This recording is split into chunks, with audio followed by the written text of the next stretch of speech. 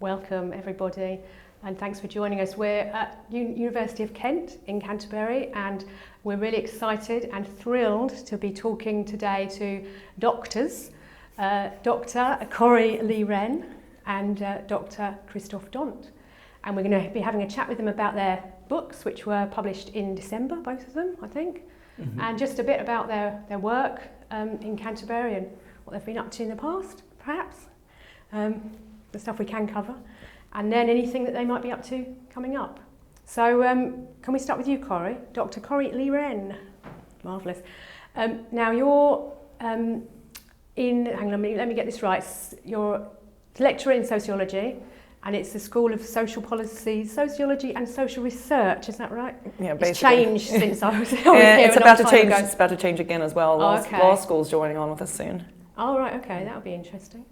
Cool. So how long have you been, you moved over here last year, is that right? Yes, so I moved here January 1st of 2019, so I've been here a little over a year. And you've been, the last year or so, I know you've been all over the place as well. You've been doing a lot of conferences and travelling quite... Yeah, too much. I've been up to Sheffield and for an animal conference, all the animal conferences. New Zealand, I was in Christchurch, New Zealand. Went to New York, Barcelona. There's a critical animal studies conference there. All over the place. Yeah, amazing. New Zealand, maybe? Was that my imagination? Yeah. So people who are watching might know, or should know, Corrie, from your being the founder of the Vegan Feminist Network, which I think you found in 2013. Yeah. So do you want to, just before we talk about your new book, do you want to just tell us a bit about the Vegan Feminist Network? Would that be all right? Just about the work of it and, why you set it up, really, I suppose. Right. So actually in 2012, I started teaching gender at Colorado State University. And when you design a course, and you have to do a lot of prep work to get ready for that course, so I was really inundated with a lot of gender research, feminist theory, and it was really coming to inform my activism. So at that time, my activism and my academic work were separate because I was a graduate student. Of course, I had read Carol Adams and some stuff like that, but really getting down into this stuff on my own and getting exposed to different ideas, I realized, wow, there's a lot that's relevant to activism today, because Carol Adams, bless her, she's kind of like taken a back step from the movement and is not so much active in creating new theories and speaking with new activists and things like that. So there really is, I realized as I started to take this research and apply it to my blog work and to articles that I was writing, I was getting a lot of pushback from activists on the ground who, we have Sexual Politics of Meat that was published in 1990, I think. So people are like, well, what's the deal with, why are you making a big deal about sexism when we have the Sexual Politics of Meat? We have Carol Adams, so we're not sexist anymore. But then they would read these blogs and have a lot of pushback because my feminism is quite radical, and the people were really not ready to think about how we had a celebrity culture in the movement, a lot of male worshiping in the culture of the movement. It was male books that were selling. It was male leaders who were getting spots on conferences and things like that. And when we're talking about the movement, we're talking about the animal rights movement. Just to be clear, right? Yeah. So this is coming from an animal rights perspective. Yeah. So I was getting so much pushback because I was really in the trenches of the activism. I said, there's a need for a platform, because at that time, we really did not have an online space for vegan feminist thought. So we created this, and I worked in collaboration with a woman named F. Coe, who comes from a critical race background. And we created this website as a space to have these ideas platformed in the animal rights movement, because before, Af and I and a few other folks actually had to go to feminist websites and kind of beg for space to talk about animal issues. And of course, the feminist movement is not always conducive to that because they have their own barriers. So we created that platform to give space to marginalized voices and marginalized ideas. And really it's just it's a free kind of information. It's free for people to use. It's free for people to contribute, and just kind of a crowdsourcing sort of place. And you regularly put stuff on there still, do you? Unfortunately, not as much as I used to, because I'm lecturer here. And I've considered in the past taking it down, but even to this day, someone was just mentioning the conferences that I've gone to. Don't take it down, no. Yeah, well, I had to pay out of my pocket every year to keep it up there, and it isn't cheap. Crowdfunding or something to keep it one year I did do that because I was a pretty broke grad student, and people did, and that did give me inspiration to keep it going. But what I've found is that even when I go to conferences. Like when I was in New Zealand for a conference, I had people coming up to me, young women, saying, "Thanks for making this website. I find it and use it. It's really useful to me."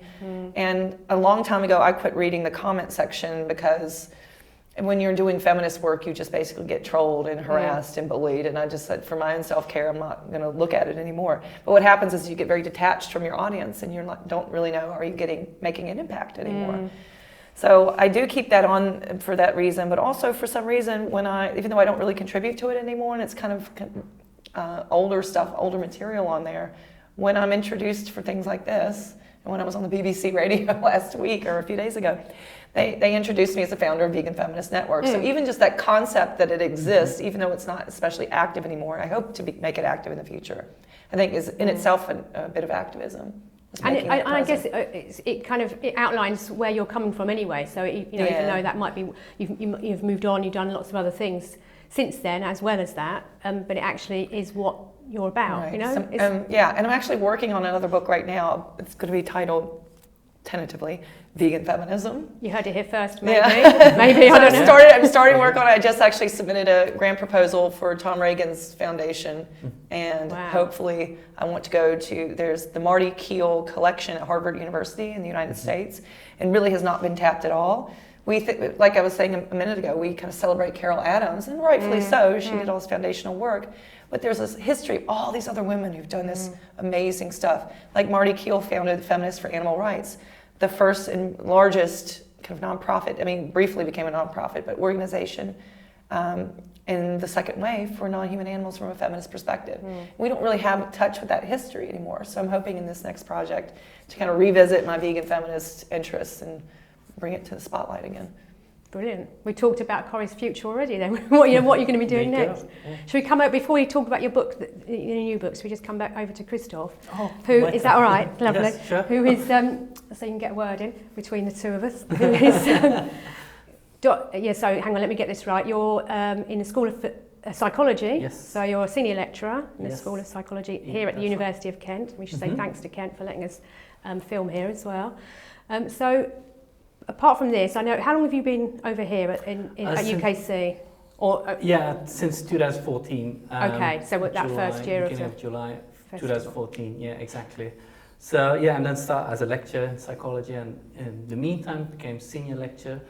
And we also start to get the idea we need to have a research lab focused on human-animal relations specifically, especially because we attracted more PhD students. So we founded Shark Lab, the research lab for the study of human intergroup and animal relations, human-animal relations at Kent.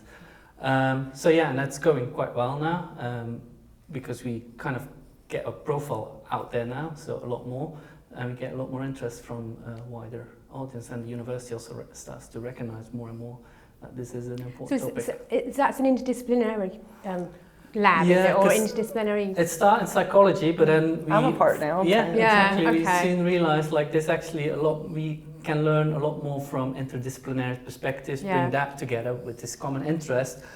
Also to keep our visions and ideas quite sharp as well, to be challenged by other perspectives.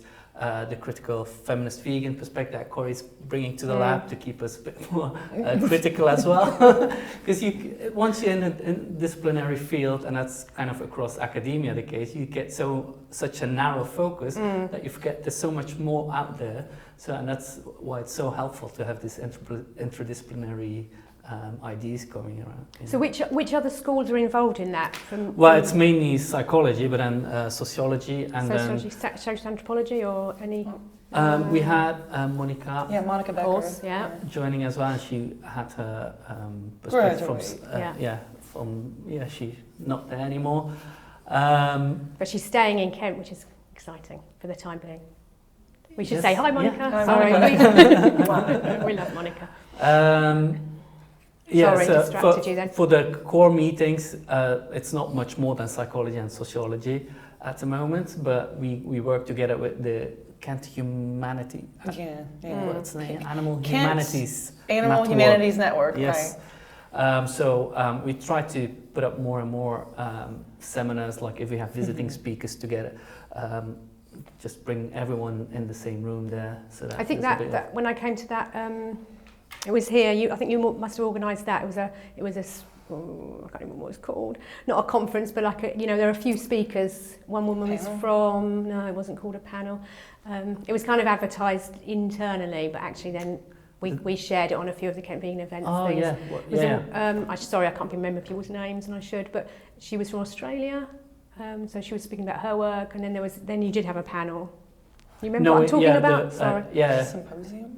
Yeah, that sounds good. Symposium. The symposium with a panel. It was just an evening, wasn't it? Welcome to academia. It wasn't an evening. Acronyms and ridiculous things. She's running the podcast Knowing Animals, so she's quite well known there as well. And you've been on the podcast. Is that Siobhan O'Sullivan? Yes. She was here. Yeah. She was here. That was before I got here. Not that long ago. Before. Wow. Okay. Yeah. So she gave a brilliant talk. I think that's when I first met you.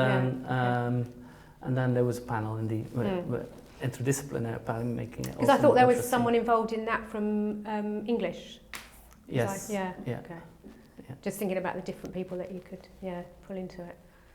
Okay. So anything coming up with Shark Lab at the moment? We have or at the moment or coming up. Yeah. Sorry. So the biggest thing that's coming up is the conference that we're organising. But before that, we have a visiting speaker, and Corey knows a lot more about that because she invited the speaker.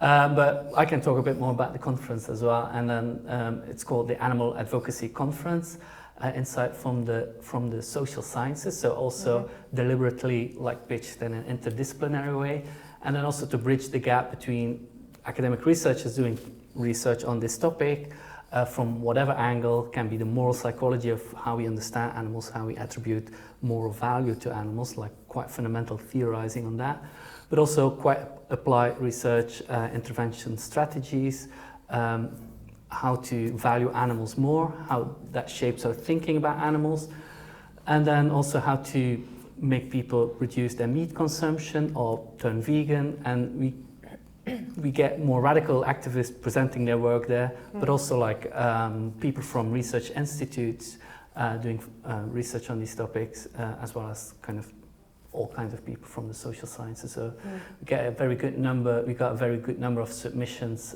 there to make it really work from an interdisciplinary angle.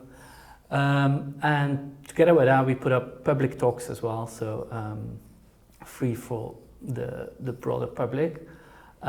If you want to attend the 3 days of the conference, it's quite cheap as a student or as a non-academic. Well, also for an academic, it's still cheap. So you only pay £30 just for the entire 3 days, and that includes lunch. Wow. And reception. So all those amazing speakers. So that's open to anyone. Anyone can come. Everyone can register for the conference. We'll plug it again at the end after we've talked about your books, sitting there very patiently. The purpose of the interview, right? That's the big thing coming up, and it's quite exciting to see so much interest, and it's quite unique to see that interdisciplinary, but also that bridge between academia and advocacy and the animal rights movement coming together. It's exciting. Brilliant. I think I'm speaking at it still, but I'm not sure. I haven't submitted anything, so maybe I've missed the boat. No, you're I am. Okay. I will. I just haven't submitted anything. You're on the list. Formal or official. Okay, let's go on to your books, because everyone's waiting to hear about those. Can we come back to you, Corey? Is that all right? This is your second book, am I right? Yes. I know you've both published lots of articles and papers, and There's something about a book. But there's a book, and this is your second, just Piecemeal Protest. Yes. So first things is this cover, this beautiful cover. It was painted by Linda Bell, who is a vegan artist living in New Zealand. I think a mom who just makes a living painting these beautiful things. So I always like to give that a shout out, support our vegan artists.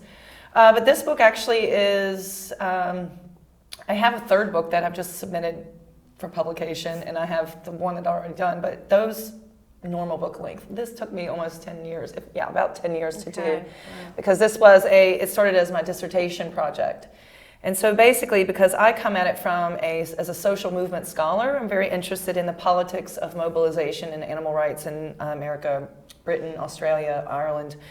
So basically, I went to the Tom Reagan Animal Rights Archive, which at the time had just opened in North Carolina, and I delved into I just basically walked up to the librarian, went down there for a few days, and I said, give me the boxes on these different organizations, and sat down with these boxes full of dusty old papers, started sifting through them. What I was interested to see is I started in 1980, and I went on. I wanted to see what changes had happened to the animal rights movement as it entered the neoliberal era of austerity in the 80s and 90s. And we saw that really all these different social movements went through this, where they became nonprofits, where they corporatized, where they professionalized. And I was very interested, as a radical sociologist myself, I was very interested in what kind of effect is that having on tactics, goals, strategies, attitudes, imaginations for different futures. And what I found was that, with this longitudinal study, it gives you that breadth of knowledge, that be able to look back, that perspective, and you can definitely see a significant compromising of organization after organization, straight across the board. So for instance, the Vegan Society started off as a radical animal rights organization. It split from the Vegetarian Society and said that we are doing this for the animals. And it was Donald Watson and his folk were definitely very clear on that. Now, I just got my newest issue of the Vegan in the mail the other day, and I flipped through, and there was not a single picture of even an animal. It's all about green consumption and green, clean eating. And so that's the sort of thing that happens when a movement professionalizes, when a corporate, nonprofit charity professionalizes. They have to defang themselves and basically make themselves more palatable to foundations that fund them. Because once you get on that pathway of being a professional charity, you're now in that pathway locked in, where you now have to kind of keep putting energy into funding and funding and funding. But they're not going to fund radical grassroots activism. They're not going to fund radical veganism. In fact, I found some information from the Vegan Society in the United States, which is extremely anti-vegan, despite its name. And they even said that the founders in the interviews have said, we would change our name if we could, because we know we won't get any kind of grants if we call ourselves vegan. Really? Yeah, outreach. But multiple examples in this book of organizations as they became nonprofits, how they just went and abandoned veganism. And these are all animal-focused organisations. These are animal rights groups, yes. So you've looked. I know you're talking about being a social movement scholar. So have you looked as well, or previously, at other social movements, or other social justice? It's across the board. The feminist movement folks have published on that. Yeah. The gay rights movement, we see it. Okay. Yeah, so there's other publications. There's not too many publications on this concept of professionalization. And the reason why is because we kind of live in this capitalist logic now, where we assume that getting like a corporation, becoming bureaucratic, growing, getting more money and wealth, that's when it's going to equate to the ability to change society. But as a sociologist, I would argue that actually feeding into the capitalist system, basically capitalism is profitizing off of social justice. So they're actually feeding into the system. I've got a phrase for it, bums on seats funding, I called it, because I used to run a social enterprise, or I still do actually, but I used to run a social enterprise with in social justice movement, and that was the pressure that it was pretty small. It's still pretty small, but it had quite a loud voice. But that was the pressure. Don't know, I'm surprised. At the time, was to say, well, actually, this is what we do. This is our mission. This is what we want to do. This is how we believe the world should be. But if we did a little bit of that, we could get more funding, because and that's what was happening. That wasn't as long ago as the 80s. I'm not quite that old, but it was kind of late 90s, 2000s. It was happening that other organisations were just it was all about growth, getting bigger, bigger, bigger. How can we, just like you see in the rest of the kind of capitalist model, basically. So, there are still, I think, those organisations in social justice, that are still stuck, clear on their mission, but very difficult to get that big amount of funding. Social justice itself is very underfunded, so the pressure is really, really on. Basically what had happened is in the 1960s and 70s, when you had this grassroots radical mobilization taking off across the world, the governments would come in and very harshly repress, like come in with dogs to attack and high power hoses to knock people over, police beating people. And so what they found was that, this is going on. People at the time, we had televisions and mass media, and people are seeing this and being shocked by it. So these governments recognize that we can't keep doing that kind of thing. It backlashes, but instead we can do some soft power behind the scenes and incentivize people into this nonprofit system. And those nonprofits can then do that police work of kind of tamping down on radicalism amongst themselves, and amongst radical groups that are in their realms. There's a lot of evidence, I actually have in this book, of large nonprofits working to further marginalize radicals and disparage them, doing the work in the state. Would you say there are any social movements that have survived that and you know, kind of their integrity intact, or is it? I can't think of any that. I'm just thinking of the, you know, currently things like XR, you know, the Green movement. Well, that's not a movement. That's a faction within a movement, okay. right? Because look at Greenpeace. What the heck did they do? Sorry, I've just been distracted by Nick. You might have to. I know you might have to edit it out now because I was just like, I was giving you some more work. Yeah, back. Where were we? Greenpeace does nothing. Okay. Yeah, I was just coming back to, I suppose, kind of climate camps and, you know, where that all came from, and very much the grassroots. We have that in any movement. The grassroots movements, which aren't being funded, obviously aren't being funded, but you know, they're self-funding. But even the stuff that you do is very grassroots and community-based, and so there's factions within these movements that do that, but the movement itself, the big players, the ones with the power, the ones who represent the movement more generally, tend to be the sellouts and interested in like check writing and that kind of stuff. We want your checks, not your activism. Yeah. Okay, thanks, Corey. We're going to move on back over to Kristof and about your book. But yeah, maybe we can talk just again at the end just about where people can get that, and if there are any kind of official book launch events or anything. But maybe come to the festival then and bring a load to it. Okay, thanks, Corey. Right, Kristof.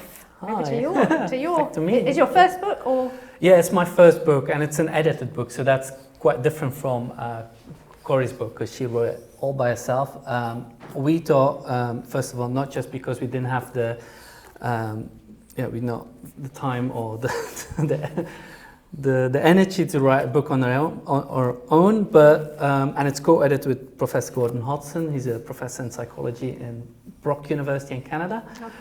And so the idea came up that we need to write a book on this topic, and we first thought about our core discipline is social psychology, and there's a booming movement there now doing more and more research on this topic of human-animal relations, the psychology of veganism, vegetarianism, meat consumption, and all these complicated relationships we have with animals. And so at the conference that we had here, I think it was back in 2016, on the Social Justice Research Conference, we had a symposium on this topic, and then after that we had a chat we need to do more with that. We need to kind of put something out there, but it would be good to pull in more people there to have different perspectives. And part of it, first we would think about let's make it a social psychology academic book, but then it seemed much better to also get players from the animal rights movement and the animal advocacy movement. And that turned out quite well, and then also more interdisciplinary perspectives. We have people from sociology, from the ethics, philosophical point of views are represented there. We also have Karen Adams in the book. And we were very excited to start, first of all, invite these people, and then especially when they said yes, that they just wanted to contribute to the book. And that makes it quite a wide-ranging collection of different viewpoints there, and also just we have academics in there. They all wrote in a quite accessible writing style, so it's quite easy to read for a broader audience, which was the idea for the book in the first place. But they kind of write mainly about the research on the topic, but then the other chapters from animal advocates is about how they kind of perceive how the movement has changed as well, or where to focus on new goals, or what strategies they have been seen in the movement, and what they think works best as well to change people's ideas and attitudes towards animals, or what can change their behaviors, and especially consumption behavior. Yeah. So they're all kind of coming from that answering that question, why we love and exploit animals. Yes, so that's the main topic that kind of pull all the chapters together, and some chapters are more focused on that critical question than others.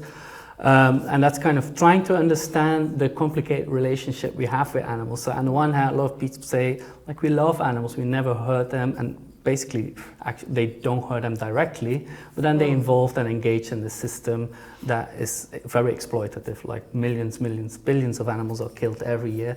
And they kind of start justifying these systems as well. So from social psychology and psychology, there's a lot of research on that now, how that actually works.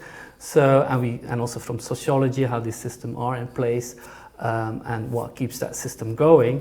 But then from our perspective, it's kind of what makes people kind of justify that as well, and how can they actually live with themselves, that actually realizing that they are part of an exploitative system, while at the same time still claiming that they love animals.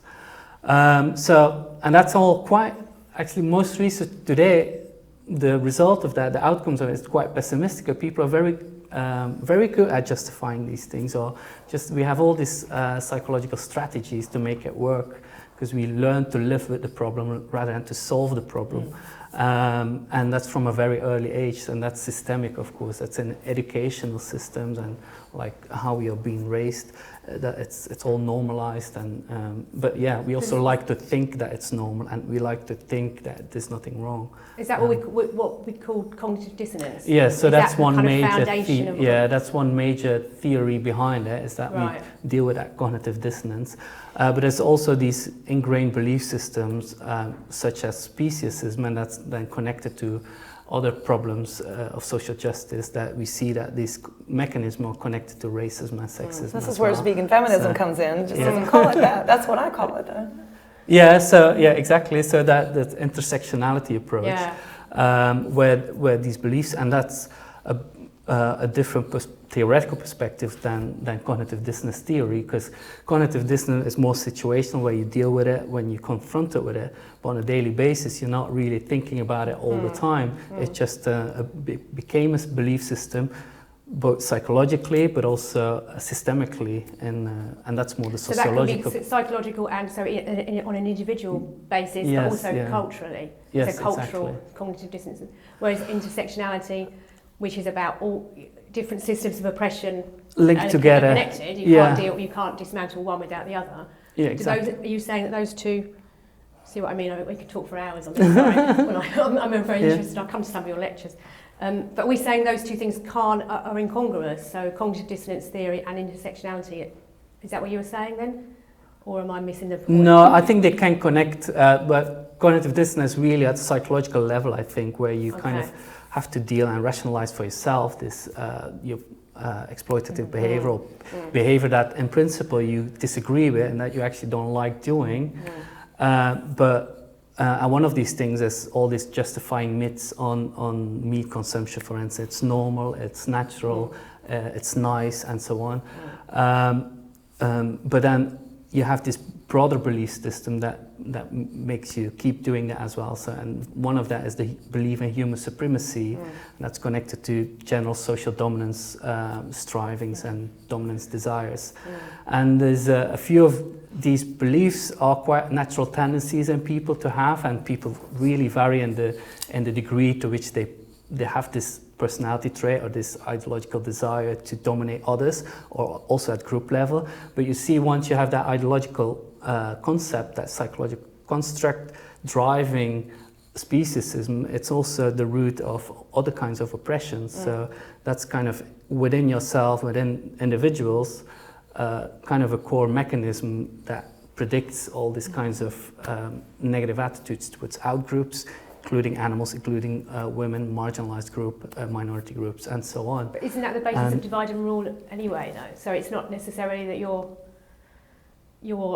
tendency to dominate, but actually your tendency to be dominated, or that's probably not a very messy way of saying it. So it's about control. So it's about elites. You know, we come back to capitalism, but part of it is controlling people by saying it's your fault because you're black, or you're not a human being. Yeah, that's part of it as well. So many.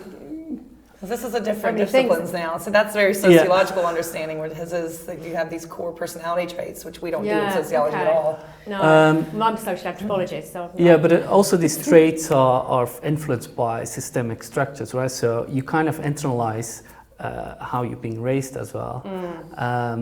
and how you kind of by cultural norms, and these norms are very important drivers of what you kind of think is right and correct. And then you see all around it, you know, the environment is structured in a way that kind of makes animal exploitation super easy, because you are not confronted on a daily basis. You get your food products nicely packaged, so like away for anything that could display what the animals are actually going through. So I think that all links up nicely with the sociological perspectives. It's just a different level of analysis. Okay, I'm guessing that we might have to move on. I'm just thinking Nick's going to ask us to move on a bit. So first thing I suppose is where can people get your books? Just online, or the authors will don't say Amazon, please. We're not. So you can go to the. I know, Amazon is ethically problematic. Yes. Does not treat its workers well, but you can go to the publisher's website. Yeah. So I know from Routledge is a little bit more affordable. I'm dealing with University of Michigan Press, which is not that affordable, but you can get it and it's ebook. hardback. It's hardback, but after about 2 years, it should switch over to paperback. But anyone can email me for it.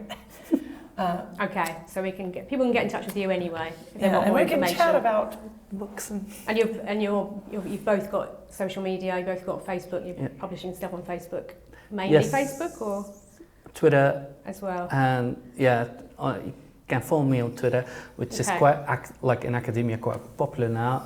It's a bit more highbrow Twitter, isn't it? I always think. Yeah, and then on Facebook as well. But my book, Why We Love and Exploit Animals, is also available through Routledge, the website, and I have copies in my office as well. And we will distribute them through the different events that are coming up. We also will get in touch with organizations to have them in their stalls at festivals and where we can. We'll definitely have them at our festival on the 2nd of May. People already know that. And the conference, we'll just come back to the conference, just to remind people when that's in June, the 24th to the 26th of June, here on the Canterbury campus in our psychology building, King's College. And where's it advertised at the moment? Can people sign up, get tickets now already? Yes, they can register on the website. It's just Google it, really. It's Animal Advocacy Conference at University of Kent. And then the website is very similar to that name. So it's Animal Advocacy with the Kent stand-up web address. You can sign up, and then you can click through the registration page to come to the conference. So everyone is welcome there. That's exciting. I think that's the first, I'm assuming that's the first kind of a conference of its kind at UKC. Yeah, definitely. I don't think, as far as I know, there's not been anything like it. So that's really I don't think there's anything like it, really, with that approach that we have. So I think we can rightly say we're the first doing this type of conference. There are similar conferences. You have the Critical Animal Studies conferences, but that's kind of within academia more. That was the thing I came to, Critical Animal Studies. It was a Critical Animal Studies talk. It's come back to me now. There you go. All right, actually it was, And then you also have the normal, the more widely known within animal rights moves, like the vegan festivals or you have the International Animal Rights Conference. Yeah, actually several of those, but nothing that really brings these different perspectives together it will be slightly more academically focused in terms of the regular sessions, but we have lots of things on that should be appealing to the wider audience, and especially to animal advocates or people more active in animal rights organizations and vegan organizations. Yeah. So a good place for networking and everything. Yeah, that's all. Yeah. Like-minded people and having heated debates and not such heated debates. Well, we need to have a debate on these issues, right? Like and in a constructive atmosphere, and to see how to work together and how to move forward, and where we can find links. And the strategies, as you said earlier, what are the most effective strategies? So we have. We all want to see achieved, which is a vegan world. Yeah, exactly. So that's one of the main topics of the book, and we asked every writer as well, author, to discuss this at the end of the implications of your findings for animal advocacy, and basically a lot of the answers there were like, we actually don't know yet, because most of the strategies that we've been using seem to kind of either problematic or just you have these psychological strategies among people when even if they change attitudes, they won't change their behavior necessarily. So there's still a lot of work and research to be done on that topic. And then you get insights from people like Gene Bauer from Farm Sanctuary, who has also changed over the years in the strategies that he kind of tried to pursue in his animal advocacy. So I've got loads more questions, but I know we have to go. Do you want to just say just one last thing about each of you, about your books? Maybe something, there's lots of information in there. It's about strategies, about how we're going to move forward, but thinking about the future and hope, really. And I know you were saying, Corey, that there was, I can't remember the word you used, but kind of depressing reading, really. But actually, what are you seeing at the moment? Actually, that is giving you hope for where we want to see this ending up. So one thing I did see in my research is that although these organizations have really marginalized radical voices, which is where the vegan stuff is at, the real hardcore animal rights, animal liberation stuff is. Although we see a suppression of that, we're also seeing that, especially in this digital age, where we have more access for people from those marginalized spaces to enter the discourse, they're now starting to have an impact on those large organizations. So even the most conservative ones are now starting to reflect new changes in the grassroots kind of mindset. So for people who are watching who are radical, who are vegan, and you want to see all animals liberated, and you do get depressed that we're not seeing from our movement enough pushing forward, you can have faith. If you keep at it, it might not be a very popular opinion because it's radical, but it's hope for change. I actually have seen it documented. But maybe the mainstreaming of not veganism but plant-based eating, there might be something positive out of that, or in terms of actually more people are. If there's an in for people, the vegan society, people's eyes could be open from within. Anyway, that's a whole nother. That's the debate. That's the debate, and that's probably a whole PhD or probably a book thicker than that. But anyway, so there's hope. We've got. Yes. It's not a completely depressing book. And there's things like this, people like you are writing books like this, which is amazing, and there's conferences and there's stuff going on. There's festivals. So it is happening. Yeah. So Antonio Gramsci is a political sociologist from the early 20th century. One of my favourites. Yes. Okay. And his suggestion was we need to create a cultural kind of counterculture, a counter hegemony, and that's what we're doing here. Exactly. We're creating a new norm. And since I've moved to the UK, how normal veganism has become, that's what gives me hope. Yeah. Exactly.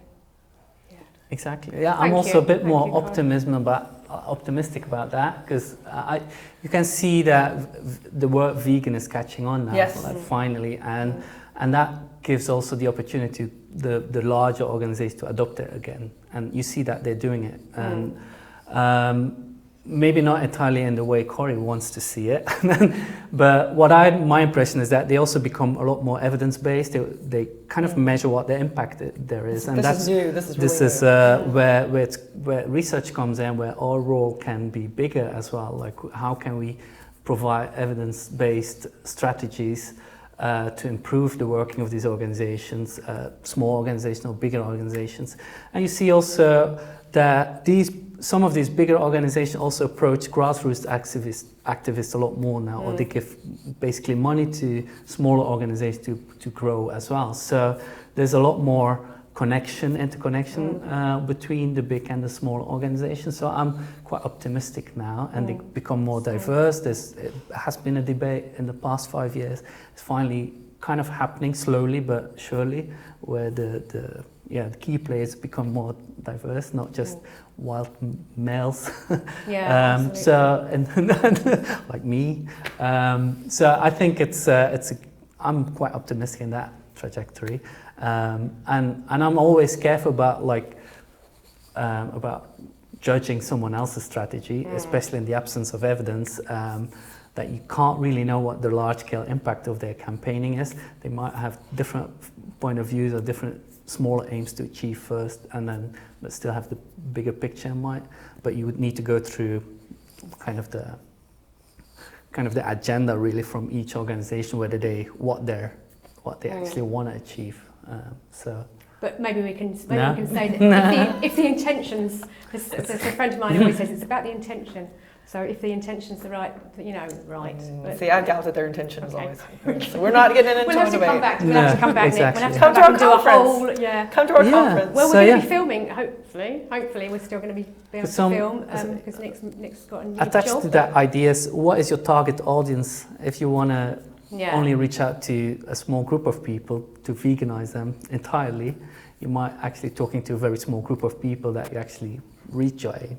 While you want to really reach out to the mass, you might think about more strategic messaging and depending on your target audience. But again, that type maybe there's that radical grassroots, bottom up, if you like. Not really like that, but bottom up, but counterculture, which is growing and growing.